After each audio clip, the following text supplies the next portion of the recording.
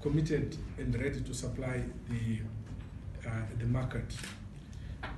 You may recall, colleagues, that we had a bread shortage in the beginning of October. And I made a commitment that on behalf of my colleagues, that bread will be available from any time after 15 November. And to date, you may all vouch for me that bread is now available across the country. We have moved from the bread shortage, dealing now with the price issues. And we have come up with the recommended wholesale prices, which is the prices that we sell, maximum of wholesale prices. And also recommended the retail prices.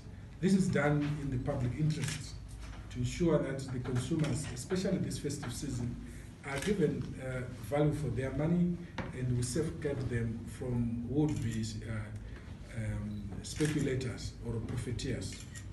We are fully aware of the critical role our industry plays towards attaining food security. And at all times, we act responsibly.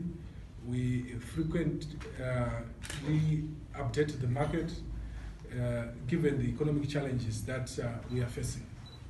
The milling industry, like any other economic sectors, are facing a serious shortage of foreign currency. But we just want to state and appreciate that Category 1